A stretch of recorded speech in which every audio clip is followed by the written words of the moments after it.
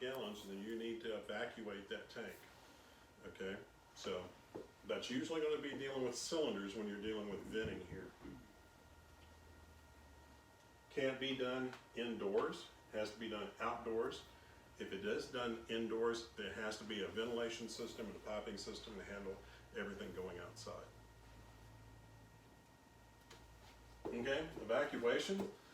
There's a whole bunch of different methods of evacuating tanks now. Used to be, it was just you used your bobtail or a crew compressor, but there's a whole bunch of different ways to do them nowadays. And we'll just hit on the ones that you've got. You can also do the old-fashioned gravity. And for those, if you've never seen it before, what you do is you take a 120-pound cylinder and you have this jungle gym. And you sit it on the jungle gym, you strap it, you pull the lever, and it flips everything upside down for you. Okay, that's the way we used to have to do it back in the 90s. All right, so I'll give you something from there. Evacuation does not remove the vapor though. So anytime that you remove the liquid, okay, you still have to flare it off to get the vapor off. Okay, so be aware of that. Okay, flaring, you've got to make certain that you are aware of where you're located at. Okay, that the pressure is reduced to the point, if you actually ran full tank pressure, okay, immediately, you know, if you still had liquid in the tank and tried to flare off a tank that had liquid and vapor in it, That's what comes out. and you would have a flame that would probably be 150 foot high. Okay, it would just be, so you got to make certain that you've reduced the pressure in it, which means you have to get all the liquid out of the system. Okay, it's vapor only, and you're in a safe area. It's got to be 25 feet away from anything else. Anything as far as power lines and its authority having jurisdiction may have codes and rules about it also. Yeah, imagine not them in half. So, a couple of different ways of evacuating. All right, here's your little lever thing when you actually turn your cylinders upside down. 3420. Yep. Upside down. Mhm. No, don't get that picture off there quick. Yep. Shake, shake, shake. You know. Scott comes in and sees these things, but we haven't. No. Are they toys? Yeah, we'll just use, we'll find a place to use it. Usable toys. Are they expensive toys? Yes, very expensive. You're gonna delete that part. No, we looked at those, how does Venturi vac? So we Make sure actually that's looked at not one on of the those. camera. I highly recommend the Venturi vacs, and we're going to talk about each one of them, and I'll tell you the benefits of them. All right. Right now, you're using crew compressors. Oh, yeah. Take a picture of the slide. All right. That's something that you want. Well, you've got it on your. I know, but then I don't do it. It's easier for them just to show it to them. The compressors were Okay. good for me the last 20 times. So we'll talk I'm about not complaining. compressors, but I'll talk about Venturi vacs too, because that's the shape of things to come. So between these, first of all, pressure differential. When you flip a tank upside down, what you're trying to do is get a pressure differential going. Okay, so once you flip it over and the tank's going, you're actually putting vapor in on top of that to press the liquid out to go back into a recovery tank. And that's what you're wanting for vapor differential. That's what happens when you start your crew compressor. You know, you only start it up for about 3 to 5 minutes and then you shut it off. Because what it does is It pulls. it pulls, Yep. okay, or it actually pushes, really. Yeah. You want to always do it from the vapor side. You never want to do it from the liquid side because there's more chance of having serious accident. So you always want to use the vapor side. You're pushing that vapor in to push the liquid out, and the vapor differential pressure is actually what keeps that system going. And then you've got a side gauge, and then once you see it start cavitating, then you want to flip it back on for about another 3 to 5 minutes. I found that out the hard way. Okay, here's Venturi vac. Okay, now Venturi vac is just like this. When you go to Walmart and you buy some fertilizer, and it says here, attach your hose here, and here's the fertilizer. What it's doing is, as the water's coming out across the top of that, it's actually drawing that liquid out of that bottle to fertilize, to mix in with it. It's the same thing with the Venturi system here. All you do is you hook your truck up just like you're doing a creep test. The only difference is your delivery hose, instead of going right into the truck, goes right into one end of the Venturi tube, okay, or the Venturi vac, since it's a brand name, and screws in. And then you've got a side post on the side that you actually hook up your liquid withdrawal hose right into the truck. So then you start it just like you're doing your creep test, and as it's running, it's actually drawing the excess liquid out of the tank right into your truck. 2 big benefits, or 3 big benefits for it. Number one, there's no additional wear and tear on your truck, okay? It's conventional pumping, it's getting liquid, it's always staying lubricated, it's always staying cool. Number one. Number two, it only requires you to have 2 hoses instead of 3 hoses. And those 2 hoses, you have a liquid hose, 3/4 inch, vapor hose of a 1/2 inch. And the last one is, each of those, the Venturi tube itself, the hose itself, the liquid and vapor can fit right in your side compartment on your truck. You don't have to carry anything else out. Downfall is that the tank's out in the yard 100 feet. No. How far is that pump? Well, by rule, you can't evacuate a tank, it's gotta be within 50 feet. Okay, so so you can get within 50 feet with that? Yeah, you 50-foot hose, yeah. So if not, you almost gotta go into the service truck and bring the tank out. Yeah. If you gotta evacuate it. You're still gonna have those situations, but most of those, 80% of them, you can do with that. Okay.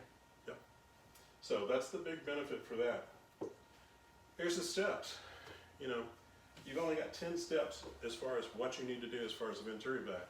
So number one, connect your liquid hose, connect your vapor hose, connect your Venturi vac to the truck itself. You want to make certain everything's sprayed down appropriately. Okay, now there's certain adapters, you know, the fitting adapters for your hoses, just to make certain to verify. So make sure you got the 3121 adapters to go along with them. And what you're going to see is once you have everything spray checked and everything's good and tight, you start your truck up. Once you start your truck up, then you'll open the liquid withdrawal valve. You'll see your side gauge, everything will be drawn out. And it's almost as fast, and sometimes it's faster according to what the temperature is, using a Venturi vac than compared to a Craig compressor. Okay, so you're not going to lose any time. So it works out really well from there. Once you see it starting to cavitate, you know, in the thing, you run it for just a couple extra minutes to get what you can get out of the system, you know, the initial, shut everything down, close it down, disconnect, spray test, and away you go. You can bring it back and then flare it off and shop. There's a video on YouTube and stuff. You wanna see one of those works? Scott sent me a video a long time ago. Oh, It yeah. looks pretty. Yeah, you can Oh, watch it. it's- There's a few videos I think of it out there. Work. Oh, yeah. Look that up. You'll get. There's a pain loading that compressor, or making You oil tell me. and fuel and hoses. So We this put is our to get compressor- propane Hoping out of you a remember all tank and before we can Yeah. pick it up. So No. crew compressors, No, we can bring them back full. No. No, you cannot. Yeah, you can. yeah, you can bring a tank back full. It's not Okay. ideal. The thing about, okay, to answer that question, you have to have a separate form, okay? So you have This point is like A, one of mine, your last conversations on the phone, I believe. Mhm. I called about this. yeah, so you have to have a form, nothing real big, just a word form. You've gotta have your company information up here at the top, and then you've gotta have point A, which is where you're picking it up, so the name and address of the customer you're picking it up, the gallons, and the data plate, okay, serial number with it. And then you cannot stop anywhere, you have to pick it up from there and come immediately straight back to the shop. So you have to have the shop address and everything else on there. It's a one-time deal, it's one form for that particular load, and that's how you can legally bring a tank back, has 20, 30, 40% of gas in it. Didn't you tell me also placards on all 4 sides of the tank? Placards have to be on all 4 sides of the And tank. I did, Yeah, I we- ordered the placards. Yeah, we talked about that yesterday. So we have the form? We did all have the, we got the forms now and we have the placards now too, cause I ordered all of them, they're in the service truck. So you can't go through Dunkin' Donuts? No. No ice cream sandwiches at Circle K. No, you gotta come straight back. It's gonna be on recording. You said 30 or 40%, it can't be full? You don't want, no, you Is don't there a want, you percentage don't want to of- cross the 50% mark. Okay. Okay, I'll be honest with you about that, because DOT doesn't look, They they don't look kindly on that, because they're saying, okay, you're bringing it back with 30, 40% for repairs. Mhm. Okay, and that's the whole reason why that. I got you. 50%. And we just keep that form then on the customer account, or we're supposed to be Put it in the customer file. customer account? You can put it in your P3 system under documents, Mhm. okay? You know, documents and permits and stuff, and keep that in there, in case they have any questions. All right, so, Cool. talk about compressors. I'll tell you a trick, if you get tired of loading these and stuff, we have plenty of used lawnmower chassis, so we took it, mounted to the lawnmower chassis, so we could wheel it around and do whatever we wanted to with it Oh, there you and go. stuff, so, give you something to work with from there. So you already know how to connect it from here, all the information that you've gotta have. Now, besides this, okay, the requirements now, if you've got a newer compressor, if it's 6 years or newer, it has all the new spark guards and everything else with it. Okay, if it's an older one, it needs to be upgraded. Yeah, So, those newer. so yours good. Oh, wait, I think I, Okay.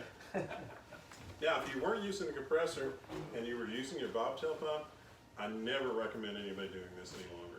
Okay, if you're using your bobtail to pump out through the side here, you have to have a pressure gauge, you have to have a sight gauge, and as soon as that liquid cavitates, and by cavitates, you see any bubbles in that liquid at all, you have to shut it down, because if you don't, what's going to end up happening is you're going to decrease the life of this pump by 40% because of heat and wear, because it's just immediate.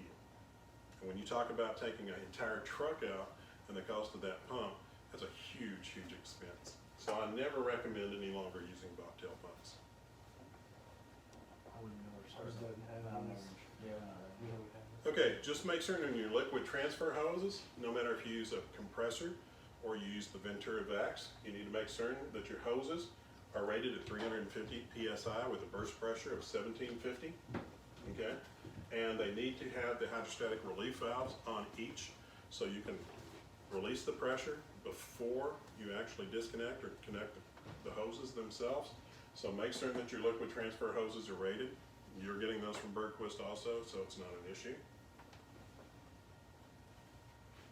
The main thing here is with the compressor, you can still use two hoses, receiving hose and discharge hose. With the bobtail, you're only using one vapor hose there, but you're also going to have more wear on your truck. Now, a couple of questions real quick. Is that a good site setup? Is that a good site setup? Yeah, What do you put on one tank to another? one tank to another. Yeah. So you're going from the smaller tank. Got a fire extinguisher. I don't see, You got a fire extinguisher? I don't see nothing wrong with it. All right, good, because you've got 10-foot separation, even though the tanks are side by side, the compressor is 10 foot away. So good. So just remember, when you're figuring up the total, that's actually 20-foot separation. Okay, because you consider your separation of where your compressor's at, and you figure 10 foot away from each side. So it's 20 foot in total. Just like what the old guys call it. Okay, so this is just a little drawing as far as how you can do this, okay? So I always recommend going through the vapor, okay, because you're pushing vapor through the compressor, and the compressor is pushing vapor out to the tank that you want to remove liquid from. So if there's any kind of problems, you're not having liquid going back through the compressor and causing an additional explosion situation, okay? So you want to make certain that you've got two vapor hoses, one vapor hose going less than 50 feet, going into the compressor, another vapor hose going from the compressor into the tank that you want to get fluid from, and then no more than 50-foot hose that runs from one tank to the other tank. Again, once you get it started up, So You 50 don't have foot's to- the max that you're allowed to pump. 50 feet. All right, so here if you're pumping it, all right, and the only difference, okay, if you took this out, so here's your compressor, okay, you're pumping vapor, here's your liquid going back into the truck. If you're using the Ventura Vac, you're just taking this out and you're putting it here, and you only have one hose instead of two hoses, Yep. okay? So you can carry all that stuff with you and not have to carry that monster, and you're only carrying a stick about that long. Problem is getting within 50 feet of more than half your tanks. Just hook a chain to it, drag it. You didn't hear that from me, and that's no. Yeah. So like I said, you're not. Hit that recorder back there, but you'd have to, yeah, I mean, Yeah, Ventura Vax, I highly recommend it now. Because we've been talking about it forever. Because of that, this has been the only reason, you gotta get within 50 feet, and it seems like you're either gonna drive in the yard or you're gonna be, now, granted, in an emergency, if you gotta jerk it off by the chain and drag it out the driveway, I guess you're going to, but, Yeah, but he said you can only use the compressor 60 feet also. right. Yeah, but we could, if it's a compressor and it's We could not, put it in if you're in a another tank. service call, you could take an empty tank compressor and go out and drive in the yard a little bit better, Yeah. but. the biggest thing with the I like Ventura using a vac truck better. is you got everything with you, but also you've got situations where, you know, tanks are overfilled, okay? And Ventura vac's real easy. I mean, you just hook it right there and stuff, and you don't even have to worry about So why is the 50-foot restriction? hose burst pressure, because it has to be 350 psi and it's got to be 1750 as far as burst pressure. So the cost for a hose over 50 feet, it's in code as 50 feet. Right. But you can buy 2 delivery hoses and convert them into work on that kind of a system, really technically, right? You could technically. So then at least they would reach it in an emergency. In You know, an emergency. who's gonna question that if Yeah. it was a real Yeah, okay. emergency? Nobody's gonna care. In an emergency situation, as long as you get it out of there, that's fine. Yes. But, you know, just in class case and Right. everything else, it's 50 Oh, I feet. agree, yeah, Yeah. I get it. I was just curious if there was like a wooden pump that far or that pressure. Well, they did say that slows down the farther you get out, Yeah, I doesn't it, think that, so. that Ventura vac. Yeah. That's the reason why you will stay at 50 Yeah, but, instead. so within 50, it stays pretty much the same? Oh, yeah. Yeah, you're not gonna see more than a half a gallon difference, you know, per minute and stuff. And it's, I mean, they're really, when you're not having to carry that thing with you and all the additional hoses and everything, and you can just pull them out of the side of the truck. Just even evacuating a tank in the yard, that's Yeah, that- way that- easier oh, than that'd be a lot. using a compressor and all that. I agree. Where's Joe? Yeah. I'll get Joe on the line. I already got a laundry list over there. Yeah, I'm going Christmas shopping. Uh-huh. All right, so, not gonna say anything new, so just determine the amount that you're gonna get out. Make certain that you've got a tank that's big enough to capture what you're wanting to capture, okay? I've had it happen, trust me. 420. I've gotten a phone call and it's like, we don't have enough room, and it's like, please tell me you read the data plate. And it's like, no. All right, so connect your hoses, pressurize the systems, turn it on, run it for about 3 to 5 minutes, let the differential pressure do it. Okay, now, with this, how to determine, now I'm not gonna go back to the first grade and tell you how much the tank is going to be.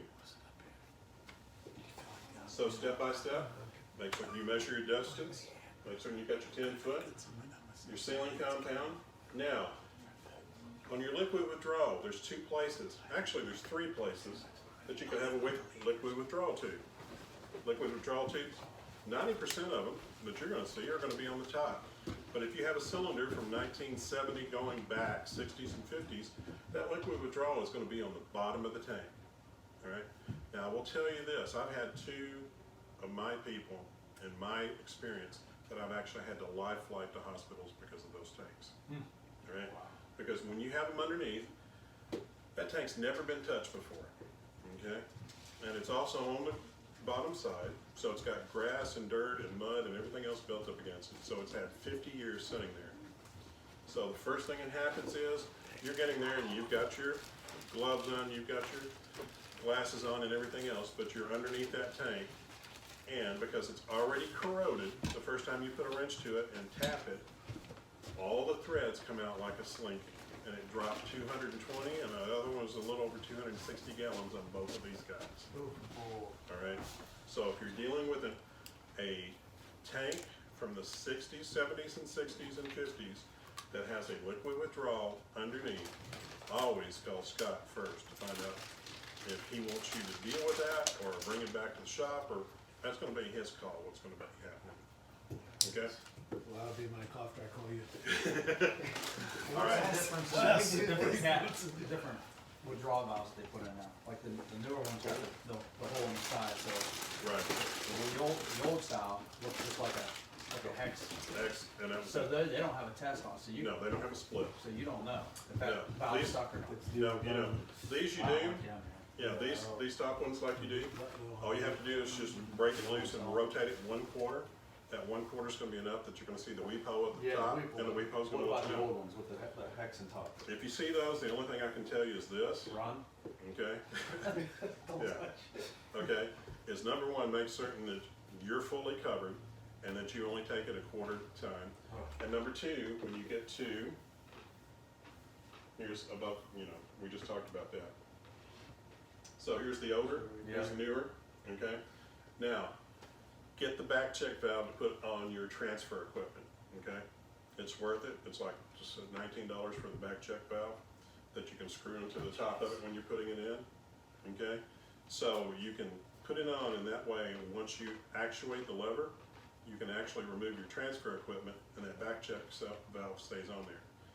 So you can actually capture, So that's after you have the liquid draw valve on. right, Alright. Well, so the older style, sorry to keep going back to this, the older style do have a weep hole? some do, some don't. If you actually, there are some that, they're actually the octagon, okay? And those octagons, all they had was a split in it, it's not a hole, it's a split. So Okay, You so don't it's know? either all or nothing. I mean, as soon as you see, you just take it very slow, and if you see any kind of moisture build up around that, put it back. put it back. Mhm. Now, another thing that happens, and this has happened just before I left full-time, the last year, we were buying tanks, remanufactured tanks, and for whatever reason, I ended up with 3 tanks over the last 18 months, that they actually had the liquid withdrawal valve and the vapor backwards. Yeah, Oh, wow. so when you're trying to withdraw it and you're trying to figure out what's going on, the pressure keeps building up in the tank, that's out there. Gee whiz.